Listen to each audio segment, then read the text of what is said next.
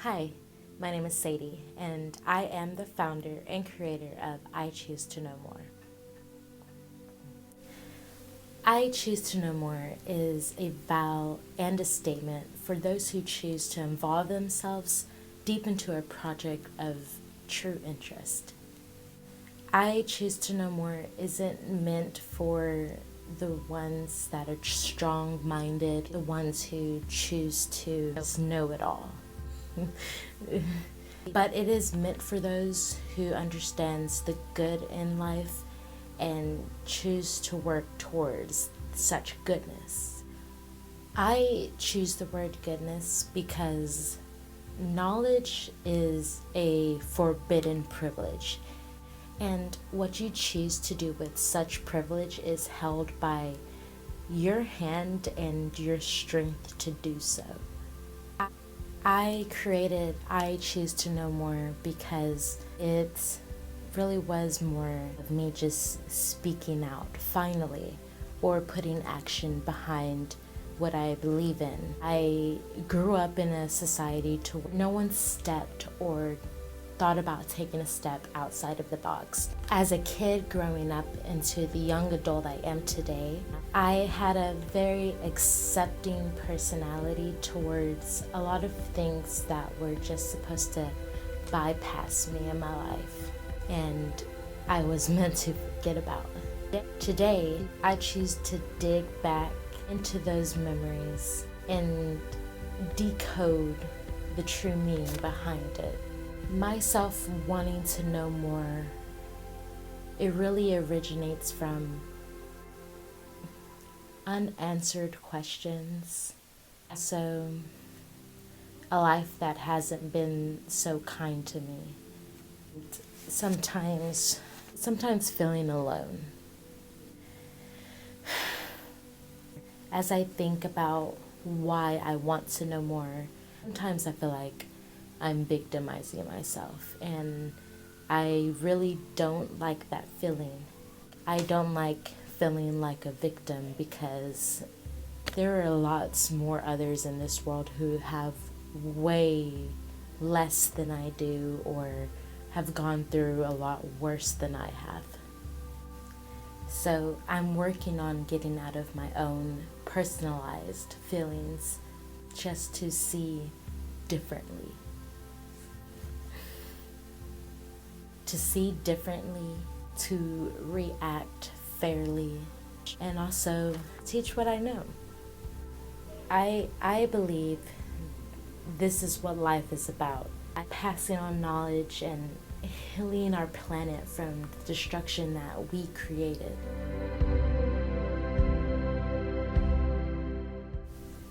I feel that the word awareness defines knowledge. And as I said before, knowledge is a forbidden privilege. I say this because many people can manipulate knowledge.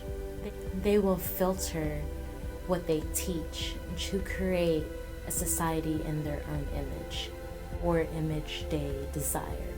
So I feel that today the word awareness is defined as the balance between pity for others and self-victimizing. So I Choose to Know More has been created to understand themselves and others around them, really to form a mutual union on this earth. I want to share my knowledge, just share, not teach it, if that makes sense. I want to encourage others to dig deep within themselves and pull out that spark and to ignite the light that's always been within them.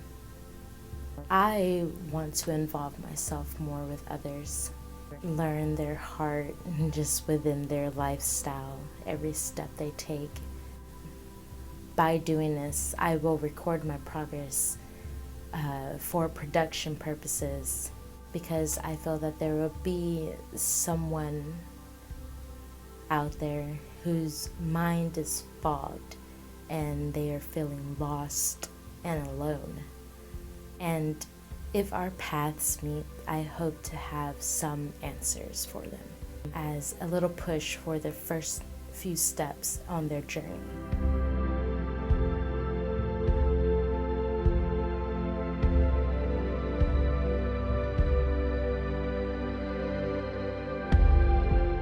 Everyone has a testimonial or a question to when something new comes into their life. Some will like their white paper to have all the answers to the test, and some will feel like they have all the answers already. With the most respect, this is what I hope reaches out to the world. The first step to knowledge is to know yourself, and there's really no good or bad about it, you know. Sometimes it may seem really scary, or it may be seeming that you're making things up, or there's also the idea that it's completely unacceptable to today's society.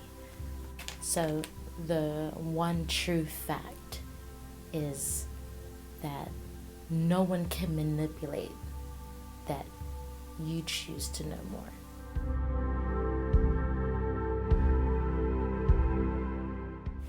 Yes, I have created clothes like what I'm wearing right now, but that's really on the process and evaluation stage, and it's not ready yet. But if you like to pre-purchase things, you can go ahead and I'm sponsoring with Teespring right now, and I have a couple of designs on there that I created.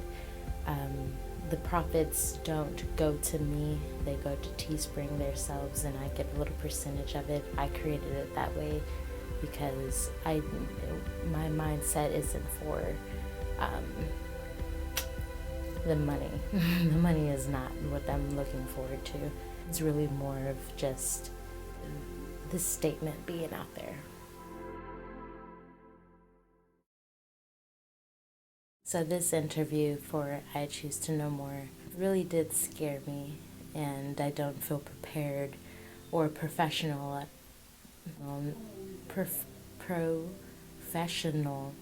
enough to even produce this video.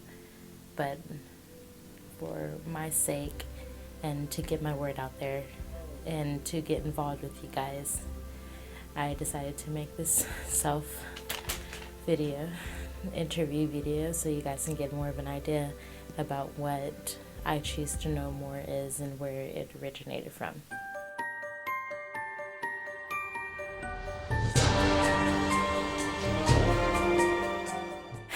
Okay. Whew. Okay. Story time.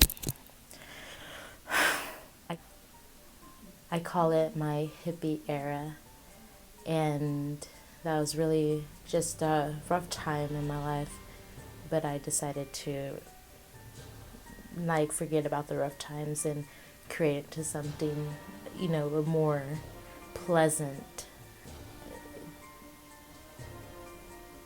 whatever you want to call it. There was a time that I lived in Florida, Hudson, Florida, near Tampa Bay, and it was really the Sticks area, and it was around Halloween. I don't remember the year, it wasn't that long ago. It had to have been when I was around 21 at least, or 22. It was nighttime in Halloween, and the sky was cloudy. It was cloudy right where the trees were. I looked up and I saw this orange ball floating right above the trees. And when I saw this ball in the trees, I was like, I didn't understand what that was. I was like, what is it? Why does it look like the sun's there? That was my first thought. Why did I see the sun in the sky right now? But it wasn't even the sky. It was kind of like leveled where tree level is. But then I went to go tell people to look. People reactions were slow, and people, I don't know, but their reaction was slow, so I kept encouraging them to look in the sky. This other little kid, he ended up looking in the sky too, and I was like, you guys, do you see that? And then he said yes, but no one else saw it. It was just me and him. So he's kind of like my only reference to this story. But there was this big orange floating ball. It wasn't bright. It was dimmed because it was behind the trees and the foggy sky, and it was huge, and it just disappeared. So that's why no one saw it like that. It just ended up disappearing. The next day, I went towards the area that the ball was floating, and there was this big location just cut off, and there's a fence that says that you cannot go past this area. It's restricted area. You can't go back there, basically. And I went towards the fence where the sign was and everything, and there's absolutely no one around at this point in time. And next thing you know, I ended up seeing that behind that fence there was a little lady, old lady, in a cart, and she had 2 white dogs with her. And it was weird seeing her right there. Like if you were security, why would you be a little old lady with 2 little dogs? Makes no sense to me. So that was on the back road section of that fence, the cutoff section, and on the other part of the cutoff section, at the beginning of this road, there was a cemetery for pets, and this place looked run down and everything. It didn't look like anyone really went there, so it looks like a great disguise for what was actually behind that fence. So all in all, I feel like I saw some extraterrestrial, I don't know what I saw, but I do know it was meant to be covered up. And that's what lingers in my mind for these past couple years, and that is what helped encourage me to want to know more. Whew. Sweating. Okay, everybody, just for record purposes, I do not have my own store, but this is the shirt and tapestry and the pants that I've created. Once I create my own store, I will gladly introduce you guys to what I have done. Right now, I'm only collabing with Teespring, and I do not get any profit from this. So if you're interested in buying, I'll leave the link below.